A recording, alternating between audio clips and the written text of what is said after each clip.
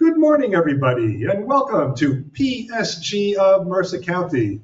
The Professional Service Group of Mercer County is a group that is here for you, anybody that is in any kind of career transition. And in addition, happy Aloha Friday. I know I'm meeting one or two new people today, and so welcome here. Maybe there are one or two new people virtually. Why am I wearing an Hawaiian shirt? I do every Friday. It's Aloha Friday. It's Casual Friday in Hawaii. So that's why I always wear Hawaiian shirts on Friday. You are all welcome to wear something colorful as well, if you'd like, whatever you're comfortable doing. And also, today is National Devil's Food Cake Day. So I don't know if they have it at the cafe outside. Maybe you want to sneak out and look for some devil's food cake if you like that. So maybe want to celebrate that dark chocolate treat. Celebrate with that dark chocolate treat that's really enjoyed throughout the country, I guess throughout the world. And I also learned on my way over here, it's actually National Pizza Party Day. So if you don't like devil's food cake, but you like pizza, maybe you'll have a pizza party at home today. So those are what we're celebrating in addition to Aloha Friday, and of course everyone being both online and here in person. The Professional Service Group of Mercer County is here to help you be more efficient and more effective in your own job search. So we don't, quote unquote, find you jobs, but we do have programs and resources that you can use to help you be more efficient and effective in your own job search. Of course, by being here in person, you may meet someone who can connect you with someone that may be helpful, and we do have a lot of online resources as well. We do have our LinkedIn group. Our LinkedIn group is called PSG of Mercer County. So you should be on LinkedIn if you're a job seeker. And so do search for the group called PSG of Mercer County. And if you're not yet a member, click the join button. I think it's in the upper right of the group. And you will be immediately accepted into pending status. And the reason why is we do look at our attendance roll, whether you were here in person or online, to accept you into our group. We only accept people into our LinkedIn group who've been to at least one of our programs in person or virtually.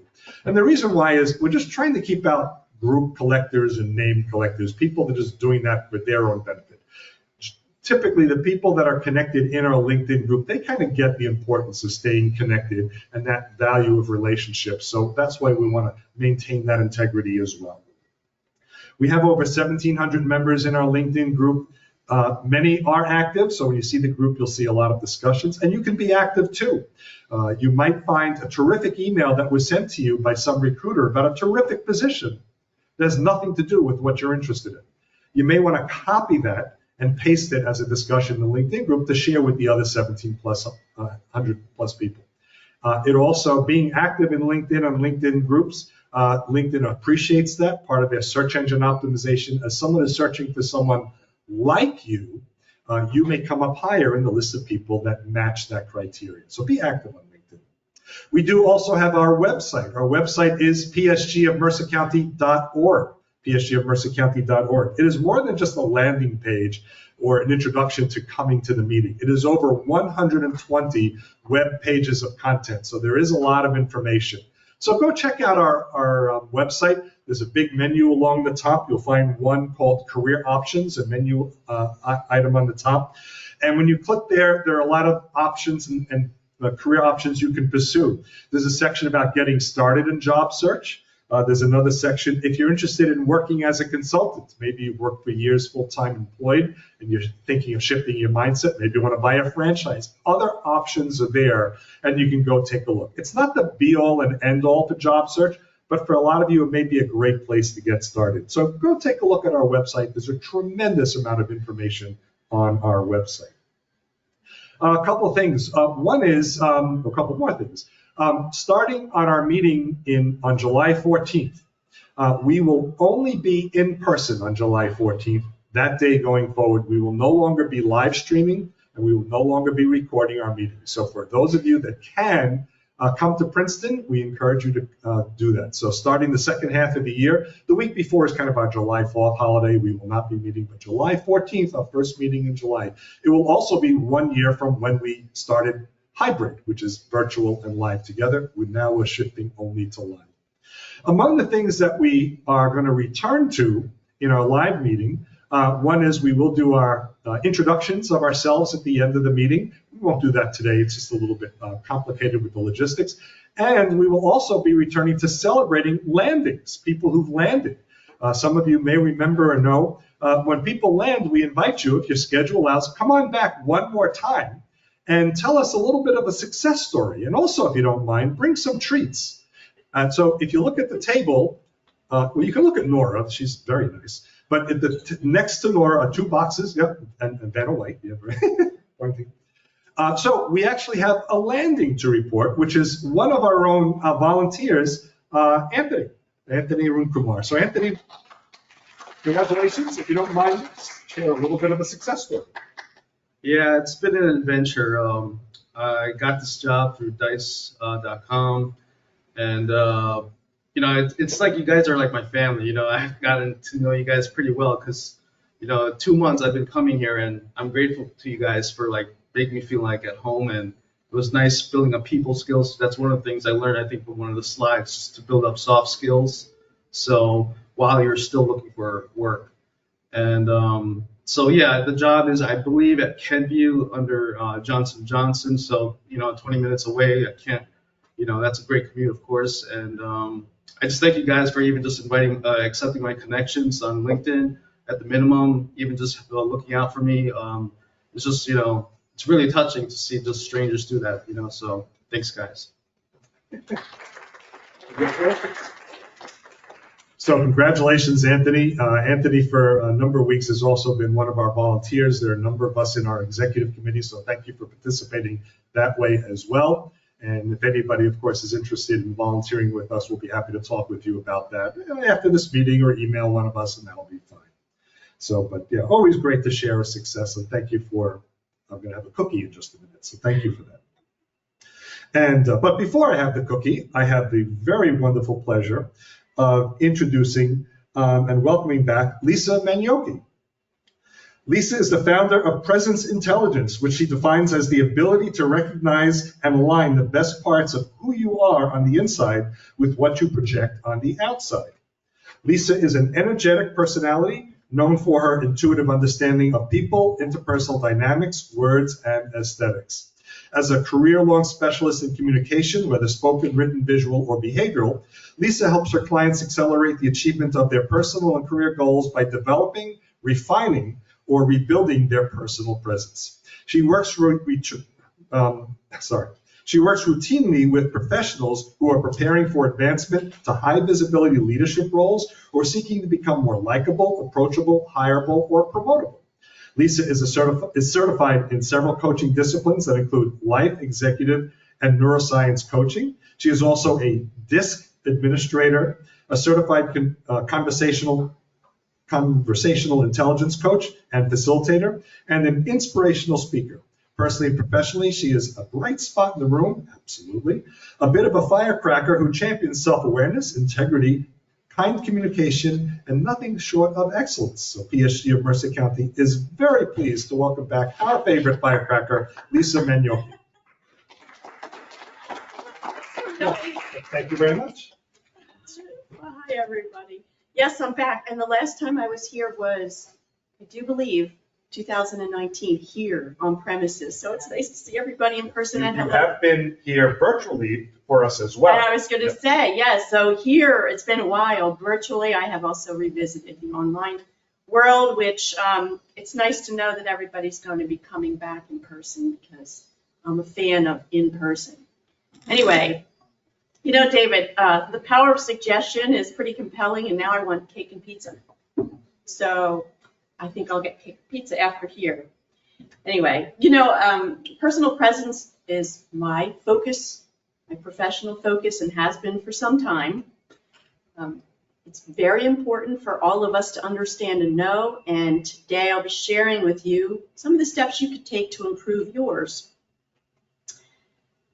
Now, for anybody who is looking for a job, of course, I hear this all the time, the first thing you need to do is get your resume together, or at least make sure that your resume is matching all of the search engine optimization terms of the tracking systems like Indeed and Career Builder, of course. And of course, it's an essential part of your search, but it can get you in the door, yet it will not carry you across the threshold. If your resume makes its way to the desk of a hiring manager, or if you've been invited for an interview, then the person who shows up better reflect what's on paper in very good ways. It's possible that you're not the only prospective candidate, so it's important that you put your best self forward and become memorable for something good. Having a positive personal presence can truly be the maker or breaker of future employment, so it's worth your while to develop it or refine it or correct it if necessary. Now, chances are good that you've heard the term presence in a number of different contexts. Sometimes it simply means that you're in the room. Other times it means that you are living in the moment. But taking up space and soaking in the moments are not the same as having presence, which is the context of presence intelligence, which I recommend that all of you aspire to achieve, because it's really important to find your ideal fit, not only in life, but especially in your professional world, since that's where you spend the better part of a week. When I ask people to describe someone who has presence, they typically use words like confident or self-assured or poised or in command. But they can't always put a finger on it or sometimes describe it in words. However, despite that, it is seemingly invisible. It is really apparent when it's there and painfully obvious when it is not. That's why it's really crucial to know who you are and what you want, so that you create whatever results you seek when you enter a room or interact with other people. I think everybody needs to master presence, because how you show up in life and business dictates what you get out of it. Everybody has a presence, meaning we all give information to the world by way of things you can see, hear, feel, or sense. So it behooves us to gain mastery over those facets of life and performance so that we can ideally connect with the people who we wish to engage with. People who have presence are typically comfortable in their own skin. I mean, they turn heads and hold attention. They're unflappable when a curveball comes their way, but they don't necessarily have a square jaw and long legs and beautiful hair and a resonant voice. And you don't always need them either. What you do need, you already have, and it's your job to figure out what that is and make the most of all that information that is exclusively yours, yours to discover and yours to share. The good news is you do not have to be born with presence. Some people seem to have it innately, but it is something that you can learn and refine and master so that you make your ideal way in life. And here's why. My colleague Judith Glazer, who has since passed, is the founder of Conversational Intelligence. And she tells us that the process of connectivity begins within 0.07 seconds and 10 feet. Now that's fast and close. And there was a time when I would have said this is nonsense. And I trained in martial arts for about 13 years until I tore both of my rotator cuffs sparring with my teacher. That fixed me. But I used to tell him that this talk of stagnation and energy was hokey pokey voodoo magic. So one day he said to me, Lisa, just come over here. Stop talking. And he said, put your hands up. So I put my hands up like this, and he put his across from mine. And he said nothing. And within seconds, there was heat. And I mean, not just a little warmth. I'm talking heat. And he just smiled smugly at me, very proud of himself, because he communicated to me that we can do an awful lot without saying anything. We can change the conditions around us without words. So you can too. And that's simply because we all emit energy, and others are going to pick up it really quickly. They'll make a decision about you without thinking, and they'll carry through. And I can tell you that in order to get in the right place with the right people, where it feels incredibly right, it's important for you to pay attention to what's happening and to fix or correct that which isn't, so that you can take the steps to find the right people and get in the right place where you feel right at home. Now, Judith Glazer's mantra was, everything happens from a conversation. And I would think, oh, not really. There's a lot that goes on in dialogue, of course. However, I've observed that sometimes you don't need to say a word before you can affect an individual or a crowd. I worked with 2 colleagues. One gentleman could silence a room when people heard his footsteps in the hallway. When he retired, his colleague who took over was a beautiful woman. She even flew to Texas from the East Coast every month to get her hair done. Her shoes always matched her purse. She had Botox, peaches and cream complexion. She even had a tummy tuck in her later years. She looked smashing. When that woman got to the podium, I'm telling you, if people could throw popcorn, they would. She could not capture attention, even though she looked great. Looks won't do all the work. The guy who could silence the crowd from the hallway always wore a white shirt, dark pants, never a tie, and that was it. But he was compelling. He listened. He had a presence about him that affected the room. So over the years, I was kind of fascinated by the mechanics of presence and how it all works. And I felt that in the coaching world, in the consulting world, there wasn't one discipline that really took all facets of life and business into consideration when they gave advice or when they asked to refine a skill.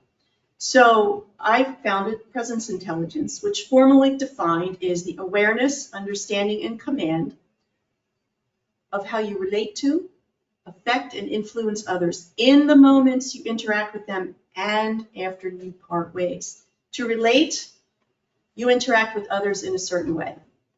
To affect, you produce a response or a reaction. To influence, you generate a force that changes belief or behavior. To be aware, you have knowledge. To understand, you have insight. And to command, you have control.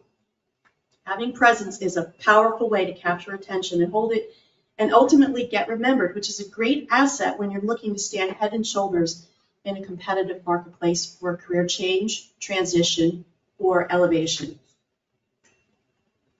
Now, although Presence is a newer initiative, it does draw in part from other established presences or intelligences in other disciplines.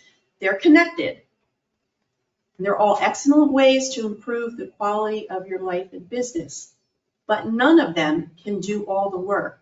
Some good practices won't necessarily neutralize all bad ones. In other words, success in one part of life cannot guarantee success in others. You can look smashing in an expensive wardrobe and then spit when you talk and change opinion, right? You can meditate every morning and then go scream at your kids. You can speak like a Toastmaster, but always look like you just rolled out of bed. And so it is with presence. Weaknesses can infect strengths, but strengths can override weaknesses. And here are some terrific examples. Celebrities such as Steve Jobs, Robin Williams, and Michael Jackson all make this case. They demonstrate that weaknesses or dysfunction in one area of life can infect all the others that are working well, and the opposite. Steve Jobs was reputed to be cranky and unable to get along well with others, but his performance and innovation talents carried him through some significant troubles and gave him extreme notoriety and career growth. He was known to have an indisputable charisma because he was the master of eye contact, believe it or not. He commanded authority and he leveraged excellence. Robin Williams battled depression and alcoholism and demons of self-doubt, believe it or not. It's hard to believe that guy doubted himself. But he had dyslexia as a kid, and it stayed with him, which instigated some of the doubts. But his remarkable ability to make the world laugh overrode the weaknesses that he experienced within. Michael Jackson's facial transformations caught a lot of attention, and his lifestyle drew some pretty significant controversy. But his musical genius brought him, again, notoriety, excellence, and a whole lot of money, right? So remember, strengths can override weaknesses, but weaknesses can override strengths. One of the goals of Presence Intelligence is to strike a balance between the two by focusing on can do rather than can't do, and then making peace with things that you can't or will not change. Now, there are two types of presence, tactical and authentic. A tactical presence can help to make a specific impression, but it requires practice and commitment, especially because it can also be destructively stressful. Tom Hanks in the movie Castaway gained and lost 50 pounds and refused to bathe and shave and ended up with a pretty nasty staph infection. Robert De Niro had his teeth filed down to point so that he looked more menacing in the movie Cape Fear, and then had to pay a 5-figure sum to have his teeth restored. And I think it was Jared Leto who was in, he acted as Mark David Chapman, who was very overweight. He gained 60 pounds, 67 pounds, and ended up with heart issues, gout, and high cholesterol. Now, I don't think any of you would go to such great lengths to get a job, and I certainly don't encourage that, but you get my point. Playing the role of somebody or being who you're not is not the same as being who you are. A tyrant in a suit is just a well-dressed tyrant. It's one of my favorite phrases, and everybody gets that. Tactics are skin deep, but you're not. An authentic presence is what presence intelligence advocates as the ideal.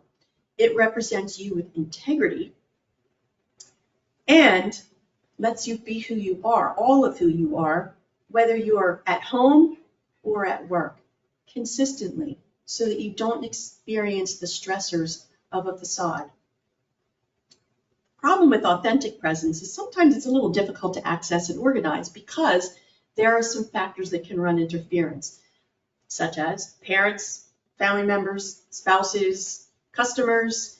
Sometimes those figures introduce data, thoughts, persuasions that steer you in a direction that might work for a while, but that doesn't feel like it's authentically yours. So they can derail you. There's a young lady I know who, she was an amazing cellist. She wanted to go to school to be a cellist, but her parents were concerned that she would be making a living, with a tin cup at the curb somewhere. So the kid was brilliant, and she went to engineering school and pursued an engineering career, and guess what? She was miserable. It took her a while to course correct, but she eventually found the courage to do so, and now she plays cello. And in my case, I'll tell you, my family always used to say, we think you march to the beat of a different drum, but it never felt like a compliment. I built my career around motherhood. I wanted a career path that would enable me to parent hands-on and not have to do daycare. So despite that I had the grades and the aptitude for medicine, which was one of my aspirations, I went to art school, which couldn't be more of a polar opposite. And my family criticized me for that. They thought it was a waste of talent, but I was talented in the arts as well. And the nice thing is, when I graduated from Rochester Institute of Technology, the Macintosh had just been released.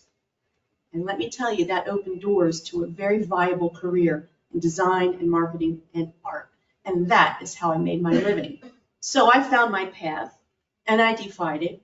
And it was a little wobbly at times, but it feels really good when you're on it and when you're doing what you know you need to do to wake up every day a happy person. Chasing the dreams that other people have for you can earn you some money, it can get you a living, but it doesn't necessarily guarantee joy in the morning. Authenticity feels really good. So if you can achieve it, then capture it and hold it and keep it alive. Now, how do you know if you're on the right track? Well, this is where self-awareness comes in. Whatever you want and intend to happen when you interact with somebody or when you enter a room needs to happen.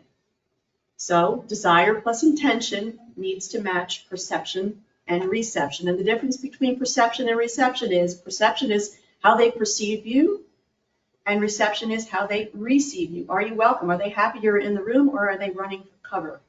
If they run for cover, you know there's a problem. This requires ongoing self-awareness and at times some agility to course correct if you determine that something isn't going your way. And by the way, if you do not know what happens when you walk into a room, you need to find out. There's a lot of information in that experience, and again, it will tell you if you're where you belong or if you need to do something because that's where you belong and you're not quite fitting in. And fit is a really important part of presence intelligence, because Presence intelligence speaks to the premise that from your very beginning, you are a one-of-a-kind somebody with a unique blend of genes, tolerances, preferences, likes, skills, and men among many other things that are exclusive to you. So even so, neuroscience tells us that early life authority figures can influence our direction. None of them know what it's like to be you better than you, right? Nobody, not your parents, your spouses, or your kids. You have that exclusive privilege. It's ultimately your job and yours alone to recognize what makes you you, to confirm or deny what others have determined for you, to seek the courage to consistently figure out who you are and be that person, and then to seek out the conditions and circumstances of people who make it easy to be you and who love you for it, not in spite of it. The better you know and understand yourself, and the more consistently you share what you know to be true, then the better your chances of encountering people with whom you feel at home and experience what I call relational lockstep. Simply put, you find your people and your people find you. Now, over the years, I've identified 9 areas of life that help shape your presence. What you believe about yourself in each of these areas drives behavior, and behavior drives performance. For example, the person in debt behaves very differently from the person who is not. Or the person who has a chronic illness sees the world through a very different lens than the person whose health is intact. Or the person who is surrounded by supportive allies behaves very differently from the person who is aching with loneliness. So ideally, you cultivate strengths that best represent you in each of these dimensions so that you make it easy to be at your best and so that you attract others who help make it easy to stay that way. But if you're unable to master or to adjust one or more of them, because sometimes you cannot, then it is possible to elevate or amplify other skills or behaviors to override them, or it becomes necessary to make peace with that you cannot change. For example, I will never be tall. I will never have long, lush hair. That's part of my package. I cannot change it. I'm okay with that. And there's things about yourself, I'm sure, that you know you cannot change. You need to be okay with that too. So, where do you begin? Well, assessments are very common, and I am a DISC administrator, so I've administered DISC a number of times. I've taken the assessment myself several times, along with Myers-Briggs, Leadership Circle, Berkman, you name it. Here's my caveat about assessments. They are wonderful ways to explore who you are and to acquire some self-discovery. However, not all of them are good. And the problem I have with many of them is that if you score even sometimes 1 point more or less in one category, you can get a different summary with a whole different set of recommendations that are very different from each other. So what do you follow? So remember, assessments are descriptive, not predictive. They are exploratory. They are not diagnostic. They are guidelines and not dictates. They don't predict compatibility, hireability, or career viability. They are tools that can help you recognize preferences, not skill or performance. You're in charge of skill and performance, and that can change depending on the needs of your lifestyle. Now, my alternative to assessments is one that I developed. Of course, I have a bias here, but this is an inventory that I worked on, oh my goodness, for years. It's an easy but substantive interactive tool that only you can answer. And it's not a right or wrong set of recommendations. It enables you to identify where you're strong and where you're not, so that you can find the areas that you need to make peace with, the areas where you can elevate performance and behavior, or where you can need to fix. I mean, there are some instances where your choices must be corrective. I know a gentleman who, at 52 years old, went to the gym and his buddy had had open heart surgery. So his buddy said, "You want to see my scar?" and he lifted a shirt because he was part of the zipper club. Well, my friend actually passed out, and he hit his head on the weight bench. A few days later, he had this unbearable headache, and he held out until his wife finally said, "You have to go to the ER." It turned out he had multiple skull fractures, and 2 weeks later, he had a stroke at 52 years old that left him with a facial droop and a 30% loss of strength on one side of his body. He was excellent in his career. He was a forerunner in this industry, and suddenly he had a permanent change that affected his performance. He began to recede, he got quiet, and he was really unhappy. And it leaked into every other dimension of his life. That said, that gentleman, when he did the inventory, when he got to appearance, it was down in the bottom. The task was not repair. He couldn't fix it. He had to make peace with that and find a way to override it. Do you have a question? No. No? Okay. All right, so you got that? Before you go on, just a question about the scoring. Like, what does it mean? All right, so I have very specific reasons for picking these numbers. Number 1 to 5 or 0 to 10 are familiar and sometimes cliche. 22s don't mean much of anything to anybody. Sometimes when you have too narrow a window of scoring, then you can end up with too narrow an answer that doesn't tell you a whole lot. So the numbers are based strictly on an anonymous range that it typically does not mean anything to anybody from a cliche point of view. But you get scored, you answer about 99 questions, and they're easy. For example, one of them is, I wear clothes that flatter my style. I have tattoos and piercings. And it's asked how you feel about them. So if you believe that your tattoos and piercings are terrific, then you trying to cover them up and camouflage them and make excuses for them could be a problem. I used to work with the Boys and Girls Club of America for the Youth of the Year candidates. I talked about everything from tattoos, piercings, sweaty palms, stiletto heels, who's wearing that for an interview, and learned that these kids had some things about their lives, their histories, for example, that they could not change. This one kid had tattoos crawling all the way up the side of his face. He wasn't going to be able to camouflage that, so he had to come up with a story that defended it. So when they take these assessments, I'm able to see, well, it's an inventory, not an assessment. I'm very particular about that. They see where they are. So again, it just plots it on an anonymous scale that enables people to decide, here's where I fall, and then the result is this. And it shows you that areas where they're very, very low means I've got to pull this up or make peace with it if I can't change it. Or when they are way up at the top, the more there is closer to the top because you believe in yourself, then the more likely you are to have a personal presence, and not a compelling one, a personal presence that fits your world. That's the distinction. Not everybody should be the CEO. Somebody needs to be the mail clerk and the concierge.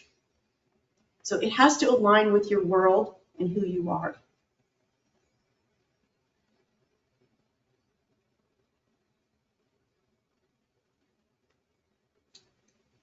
Now, sensory clues. Presence intelligence is all about sensory clues. So where do you begin? Where do you decide that you have what it takes, or that you have the ingredients to get you where you need to go? Well, the sensory clues are visible and they're invisible. So what you see is one of the earliest gatekeepers of connection. So let's take a look at some of those clues. Clothing does not make the man. It just makes the man look a certain way. This is the same guy. Imagine if he went dressed to the right to an office of Brooks Brother Bankers. Chances are he'd raise an eyebrow. But if he went into a tattoo parlor, I'm sure he'd be welcomed with open arms, sit down and join, right? How you dress and accessorize can make it easier to be noticed by the people who you want to notice you, and it can influence opinion for better or for worse. In fact, in 2017, New York City banned the Department of Corrections from bringing detained defendants into the courtroom in orange jumpsuits or dirty t-shirts because those two types of attire ran the risk of prejudicing the jury. The same for you and whatever you wear. You can prejudice for or against a position for which you are vying. And if it's too tactical, meaning that it's not something that you would typically wear, it could be stressful and then create new problems such as nerves, fumbling, and positional discomfort. Appearance is a sensory gatekeeper. And if you go too far to dress a part that's not really yours, you're going to feel it, and so will the other people. Remember, that happens quickly, that connection. They're going to sense it in an instant. You cannot also camouflage bad behavior with a fancy wardrobe. Remember the woman I talked about? She had the best of clothes, but she could not hold the attention of the people she wanted to capture. You can improve connection with appearance. You can open the door, but like your resume, it's not going to carry you across the threshold. You decide. Now, believe it or not, this amazed me. Research shows that you are judged by what's on your feet. And what's on your feet can affect what comes out of your mouth. If you're wearing shoes that are pinching your feet, or your toes are numb, or they hurt, you're going to feel it. And you're going to feel it all the way up to your brain. And then you risk the possibility of being distracted by the pain in your feet. Shoes are also part of your message. They're telling a story. You know, ballet shoes and cowboy boots and Crocs tell very different stories. So you need to be sure that they're supporting yours. So make sure that whatever's on your feet is speaking positively to your personality and adds visual emphasis to who you are. Your voice is a natural instrument. Everybody in this room has to record their voice. You need to know how you sound to others because it does not sound the same to you. If you've ever heard yourself record a voicemail message and think, who is that person on the other end of the recording? That's you. Because you can control volume, inflection, vocabulary. So control what you can, but know how you sound so that if you need to make adjustments, you can.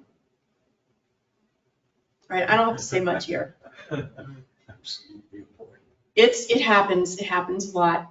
And I guess I'm pretty sensitive to it. I just don't understand why, if somebody is not smelling too good, they're not detecting it, but it happens.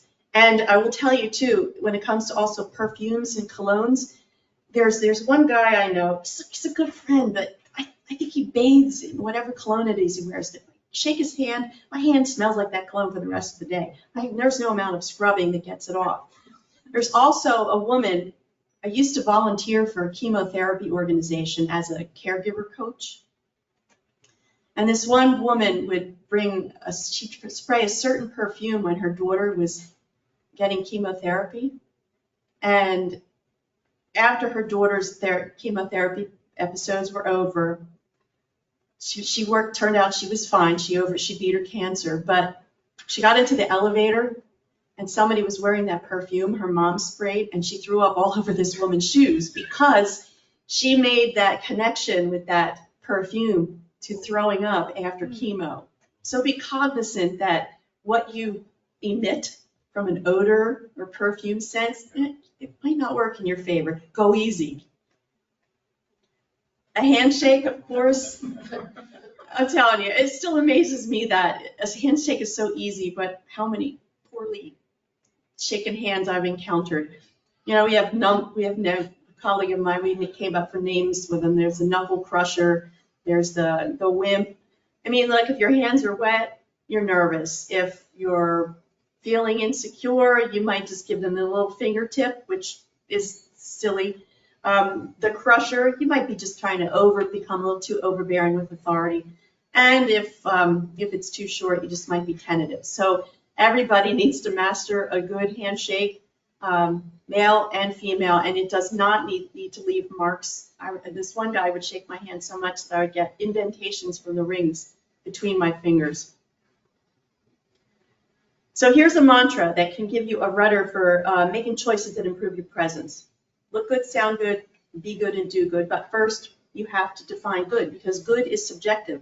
A tattooed, leather-vested, bearded guy, again, would likely raise an eyebrow if he entered a banker conference room table surrounded by gentlemen and ladies who are wearing conservative suits. But again, if he went into a tattoo parlor that did piercings, chances are he'd have a different reaction. Superb performance, that said, and a comfortable confidence can override those raised eyebrows. There was a guy named John Asher. He founded an engineering company, and he needed a software developer with a skill in signal processing that would support a US Navy acoustic development program. Now, this job was a really high priority for the Navy, but the most promising candidate came in with a baseball hat backwards, holes in his t-shirt, and his t-shirt had this picture of some rapper on it that was known for really profane language. And he had a very poorly manicured beard and mustache. But he got the job because in this case, his expertise was so unusual that it overrode, his skills overrode his appearance. Don't count on that though.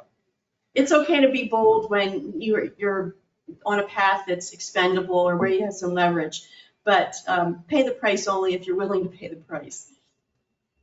So here's some things that you could do. Here's a list of some best practices.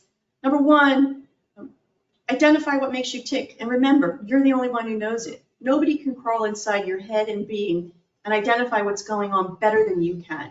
Now, maybe you have doubt, and that's where allies and friends and support systems come in and help you gain objective clarity. If it's art school you like, fine. If it's raising iguanas, do it. Whatever it is, just make sure it puts fire in your belly, because if it doesn't, likely you're not going to have the ultimate in satisfaction. So eyes forward, the view is better. Number two, identify who makes you tick and who doesn't. Look far and wide for your allies and companions, because they are assets to your forward movement. They don't need to be family either. In fact, I encourage those who don't feel as if the family into which they were born feels like family to go build a new one. I'm not saying leave those behind, but genetics and blood lineage do not guarantee a fit. Remember, my family told me I marched to the beat of a different drum, and trust me, it was not a compliment. I have other friends who, I'm close with my family. I mean, we get along super well, but we're different. And those with whom I spend more of my time relate much more effectively and comfortably for me. And it feels good to be liked and appreciated for who you are, but not in spite of it. I don't want to be tolerated. I want to be embraced. And I wager that you do as well. Make peace with things about you that you can't or won't change. Like I said, I'll never be tall and willowy. Not happening. I'm not going to grow suddenly or have beautiful hair. It just doesn't happen. But I'll take what I have and I'll work with it. And I encourage you to all do the same. Unless you're planning a surgical overhaul or a lot of chemical peels, there are some things about yourself that are yours to either manage, adjust, or live with, such as height, facial features, stature, where your weight goes, where it doesn't. That was Malala Yousafzai. I always cannot pronounce that young lady's last name, Yousafzai. When she boarded her school bus, she got shot. And the bullet grazed her left eye, her skull, and her brain, and lacerated her facial nerve, leaving her with a permanent look.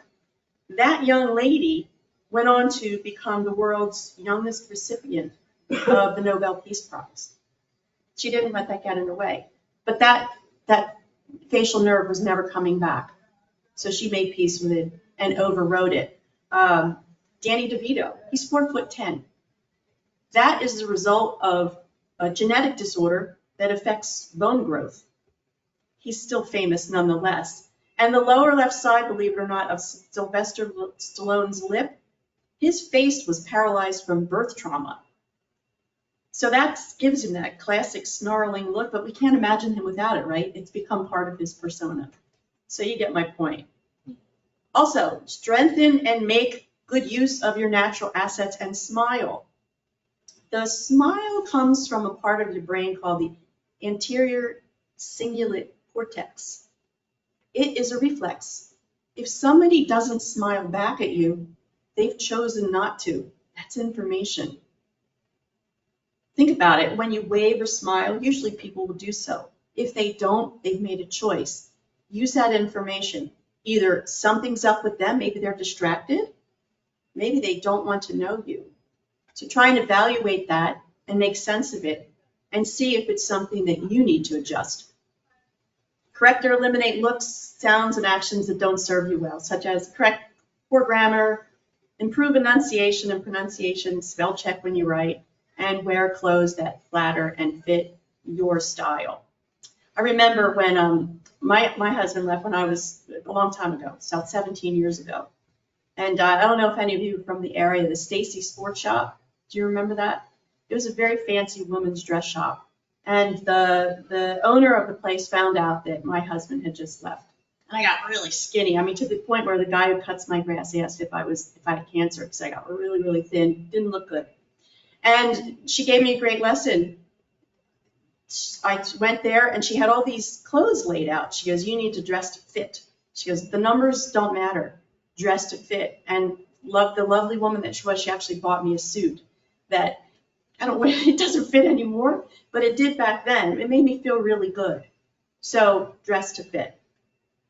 Refine communications to accurately reflect who you are. I coined a term called the cloak of anonymity. There are some people who put in print something they would never say out loud. I think text and social media have text muscles. They don't always serve you well. Never, never, never put in print anything you're not willing to say to somebody's face. And my extra addition is in front of a judge. Become excellent or more excellent than you already are. Good performance, again, can override weaknesses. Remember the Steve Jobs example. I mean, he had a rough ride with a lot of relationships, but ultimately his performance and innovative talents overrode those. And, well, we all know he did pretty well. Even when his business fired him, he was able to acquire it back. Excellence has a way of making people take notice, but it can't do all the work of creating a good life. And Tiger Woods is another example of that. He's still a good golfer, but his scandal with infidelity made big news and has left a black mark in his reputation, and it cost him his marriage. Be nice to others and yourself always. It has been my experience that being kind to yourself and others has the greatest power to impact your weaknesses. You are more likely to be forgiven an untucked shirt or an error if you are a kind person. It won't do the work for you, but it can certainly pave the way for grace. Also, kindness begets more of the same. It activates what's called the norm of reciprocity, which is a fancy way of saying you scratch my back and I'll scratch yours. Draw boundaries with those who do not appreciate who you are. Now, this can be hard because sometimes drawing a boundary can come with loss. But the moment your inner voice tells you that something's not right or somebody is not right for you or that they're crossing a personal line, then it's important to heed it. Your gut and your brain are in constant communication with each other. I mean, your gut feeling is a real thing. There's actually a neuron that goes from your brain to your belly that communicates all the time. And when you sense that something is off, it's because your body is instantly responding to information it has culled. It knows something that up here might not know right away. So it's important to pay attention. And I know that it's funny, when I was 13, I remember I went and got some art lessons at this studio. And there was a sales associate there who I did not like. I didn't want to be near the woman. I had no reason why. I mean, I was a 13-year-old kid. And I used to tell my mom, I don't want to go. One day I come home from school, my mom, she said, how did you know? I said, she was arrested for child abuse. Now, I had no experience with child abuse. There was just something about her that rubbed me the wrong way, that would not quit. So remember, your gut and your head are talking all the time. Pay attention. Develop techniques to stay the course. A rudder keeps a boat heading in the right direction. It has also been my experience that it is hard to steer alone. So, who's helping you? Coaches, this group is marvelous. I mean, this group has been together for years. And look, you just got a job, you felt like family, right? How nice is that? Yeah. I mean, and people you didn't know were willing to reach out and support you, which is a really wonderful feeling. So whatever you need to do, just develop some techniques to stay the course. In fact, very important feature of forward movement is writing down your goals. There was a teacher, Dr. Gail Matthews of Dominican University, who came up with some studies that indicated that when you write down your goals, give them a time frame, and report weekly to a friend or colleague, you are more likely to achieve them. I think when you put words in print anyway, it has a certain life force and energy. It also enables you to gain some clarity. And finally, there's a lot of information out there in the world about visualization. Visualization is an important tool to identify where you want to go, but you can't just imagine the destination. The book, The Secret, gave some information that was a little misleading. You have to be able to believe it's achievable, but you have to visualize the steps that you take to get there. Michael Phelps, for the Olympics, when he was swimming, he didn't imagine himself on the podium. He imagined himself cutting through the water with his hands every stroke, every step of the way, so that he was actually swimming in his mind.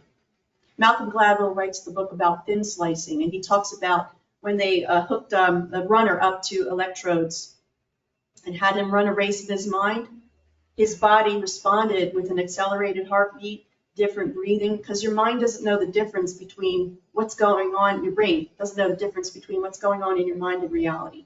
So you can actually affect change by visualizing the steps it takes to get there.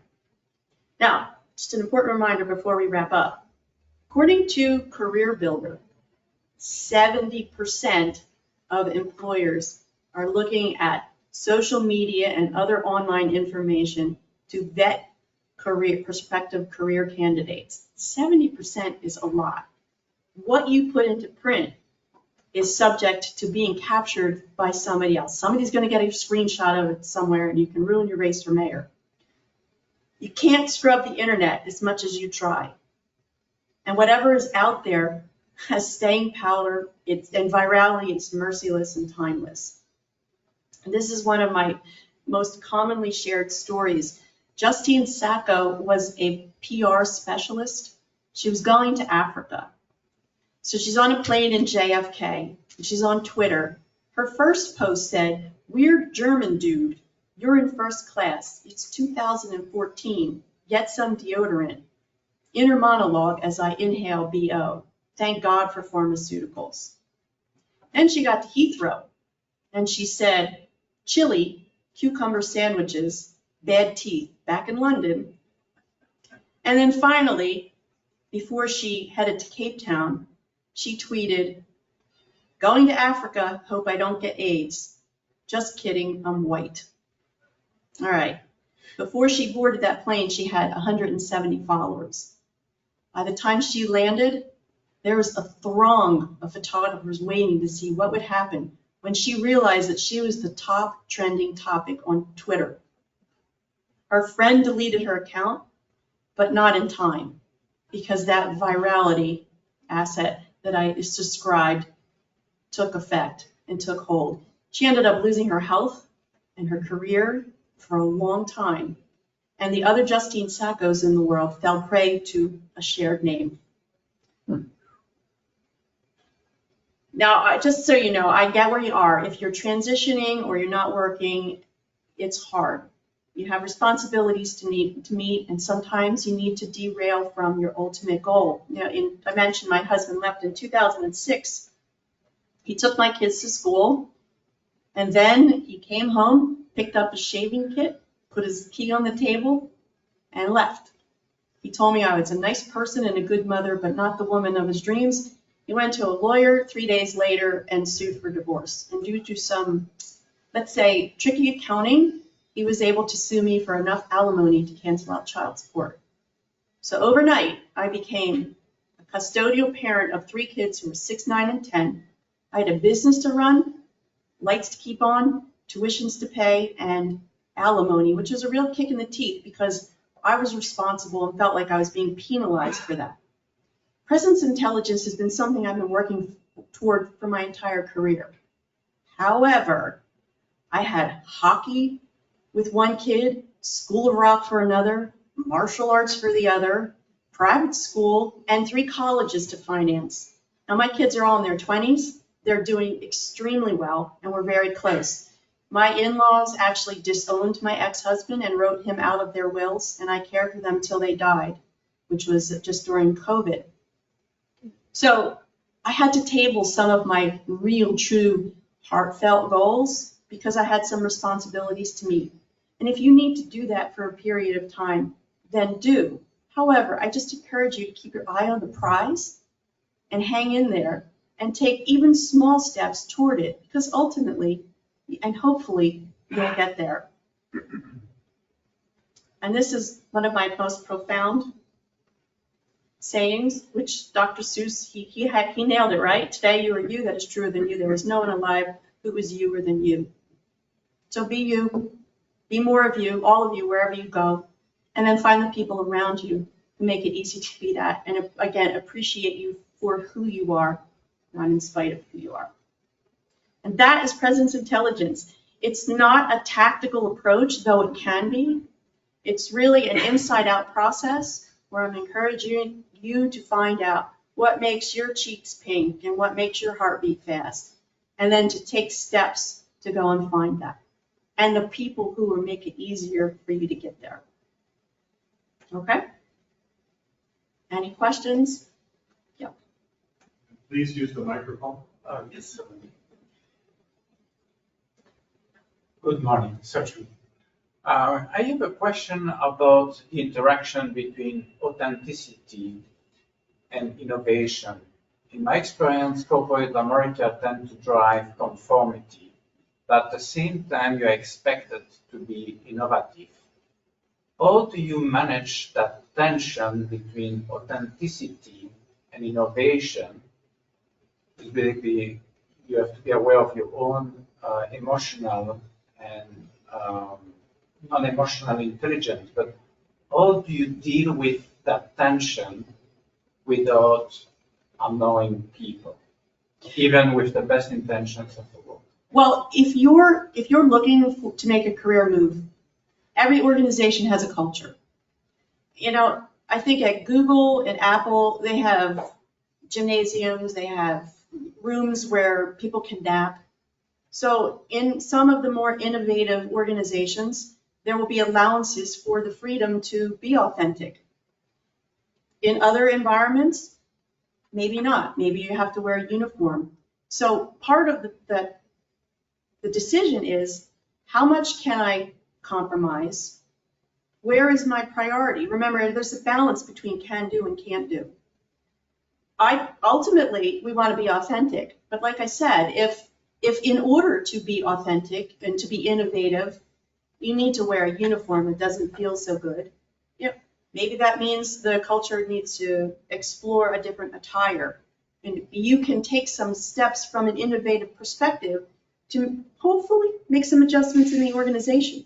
If you absolutely cannot tolerate that, then that's not the organization for you.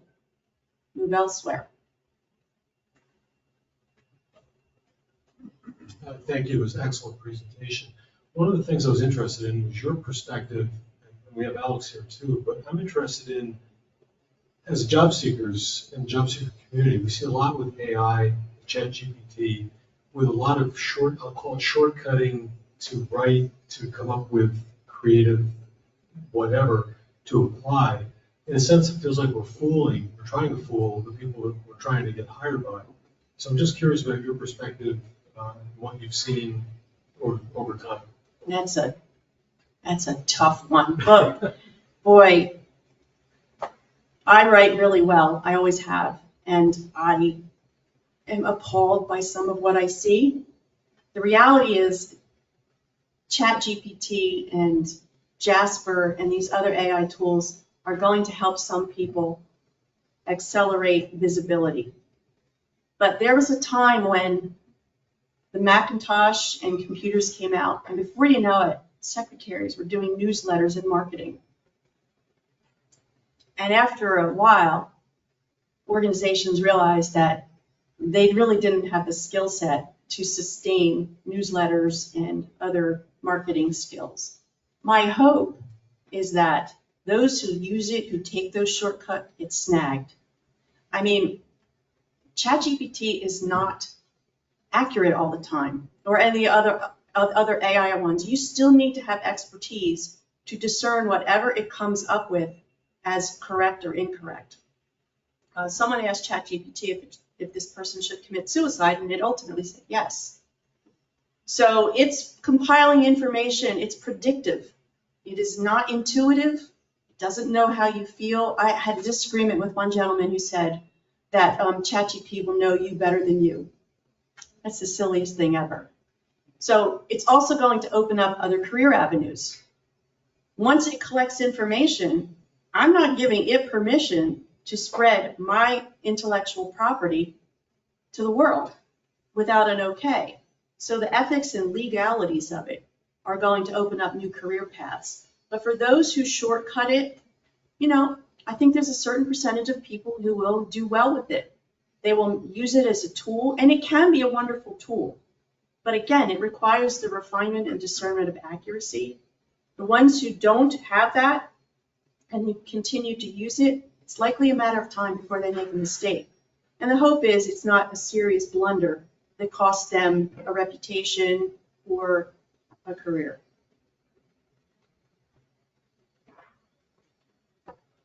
Lisa, I don't know how to thank you for coming in today, because you gave me food for thoughts for weeks.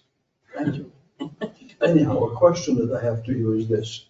Again, as you know, I am helping people better perform during an interview, job interview. And I always say that people need to make long-term, visual, memorable act. Because the decision of hiring or not hiring is not happening instantaneously. If I invite 6 people that I want to talk with and they make a decision, I don't make an instant decision. I invite 6 and I wait until I finish with 6 and then I make a decision. If you were number 2 and you were in my office 18 days ago and I asked you question number 7, I don't remember how you answered question number 7, but I will remember your smile. I will remember your body language, how you communicated with me. This is what I will remember. I will remember the background, what you had in your background. But 18 days ago, question number 7, what was your answer? There's no way I can remember. So if you share with us a few tips, what do you have to do in an interview that you become memorable? Well, transparency is a beautiful thing. Look, any interviewer expects that you're going to be nervous. It's okay to say you're nervous, except, of course, if you're a neurosurgeon. I mean, some people will demand that you are on point and in command without any wobbly nerves ever. But, I know when my son first interviewed, he went to Drexel, and he got a degree in organizational management and marketing. And for his first job, he was all over the map. He said, Mom, my mouth was pasty. He said, I couldn't remember things. And yet there was one person there who just thought he was very funny. And he ended up getting the job. And just this last year, he's actually a recruiter for financial positions. He was top recruiter for the company. So somebody remembered that he was funny, he was open, he was honest and transparent. The fact that he didn't have credentials, that he was just out of college, did not matter. And that's the thing, credentials and skill sets, there's a trend here where some businesses are actually lessening the requirement for formal education and for credentials, because they know that sometimes people, for whatever reason, have gained knowledge that's relevant to the career path in life experience. So anyway, your wardrobe, you can remember what somebody wore, but you're right, the list of questions, they're expendable. Do know that I always encourage people to have a fumble recovery. something in your hip pocket when you're forgetting what you're going to say. And it's happened to me. I remember the very first time that I had to speak in front of a camera. I had this crowd of people. And I said, you know, one of the wonderful things about live experience is that when the speaker forgets what he or she has to say, you get to experience it too, like right now. And I mean, I went totally blank. I had practiced what I was going to say thoroughly. It evaporated. But that little fumble to say, if you know what I was going to say, let me know, because I don't. And it gave me a little bit of time to regroup. If you're a funny person, have a joke on hand. If you're a nervous person, just say, oh, I'm really nervous, but I'm excited to be here. You know, counter the bad point with something good. Transparency, warmth, kindness. Tell a story, something that's heartwarming. But also understand that doing the research about not only the interviewer, but also the company can give you some insight of how far you can go. I mean, you don't want to crack the jokes if the environment is very serious, right? So another thing too is, which I found, I just finished up a certificate program for the past few years in neuroscience. I did not realize this, but when you are uncomfortable and nervous or feel threatened, you know, you've heard the term the amygdala, the little part of your brain that says fight, flight, freeze, or peace. There's actually a long route and a short route that information travels. The short route says, oh my goodness, I'm in danger, I'm nervous, I'm threatened here. It goes right to the amygdala, and you want to either get nervous or you freeze up and you get all shaky. There's also a long route. Counting to 10 is the purpose of the long route. It gives information time to get to here so that you can make a decision and recall. I didn't realize it, but my cracking the joke when I had that speech gave a little bit of time for all the chemicals that the brain secretes that say, oh, run for cover, for them to soothe. So understand that if you give yourself a little bit of time, you can pause in an interview and you can say, I forgot what I was going to say because I'm nervous, but give me a minute. Ask for time. Those are all reasonable requests. And likability will carry you far. If you have credentials out of your nose and all kinds of fancy clothes and you're creepy, creepy wins and you don't. Is that fair, you think? Is that enough? Yeah, they're all good ones. Anything else? Are we good? We're good. All right. Well, I'm extremely approachable. So if any of you have questions after the fact or any thoughts or just need to blow up some steam about your search, you may get in touch. I will talk with you. I wish you the best in your search and congratulations on your win. Thank you. All right. Thank you so much. And I did put your contact information, your website and your email address in chat. So you will download that a little bit later. It's lisamagnochi.com, Yeah. right? So that's the website you can use. It's the one I posted. If I can't use it, I'm sorry. That's fine. You know, right at the beginning, you talked about how strengths can override a weakness. And I really started to think about, you know, when I went through job search and when I talk with people here, the first thing we focus on are our weaknesses. Oh, I'm not good enough, or I don't have the skill, or they're not going to like me, whatever it is. But you have a tremendous amount of strengths, and those are the ones you really need to think about. So don't focus just on the weaknesses. Everybody has them. It's human nature to think about them. Or even human nature to be a little worried, as you were at the beginning of that presentation. But really focus on some of the strengths. Those will be part of the story that you're going to tell and make sure that you get out. If you're being interviewed, you have a right to be there. You earn the right. Your resume showed that you have the skills to be there and talk about those things. And I really like that you talked about assessment. I know you talked about it before here in more detail. Assessment is not just great for self-discovery, as Lisa has said, also professional discovery. And so you should do a self-assessment maybe now, if you haven't done that, about what are your professional skills, know what you have, and what is the market looking for right now. and make sure that you only discuss the ones that are really aligned with the market. You may have a tremendous number of professional skills from a career that is 10, 20, 30 years, but some of those skills, especially if they're tools oriented, may not be as relevant as they used to be. So make sure you clearly understand that, so you can understand or perform a self-assessment to kind of give you a little bit of guidance for self-discovery, but also a little bit more specific, which also is guidance in your career. So do that. I thought both of those were points that really resonated instantly with me, so thank you for that. Lisa, so thank you so much for continuing to be a great supporter and friend of PSG of Mercer County, and I know you've been attentive with other groups as well, so it's really very special of you. Thank you very much. Also, congratulations and good luck to Anthony. Nothing personal. I hope we don't see you very soon, but if you need to, or you want to, you got a Friday off, you're certainly welcome to come by any time, but I certainly understand on a Friday you may typically be busy. Lots of good luck, and appreciate the help that you've participated with our group here as a volunteer. I want to let you know what's coming up also with our group for the next couple of weeks. Next week is Memorial Day weekend, so we are taking the weekend off. We will not be having a meeting either in person or virtually.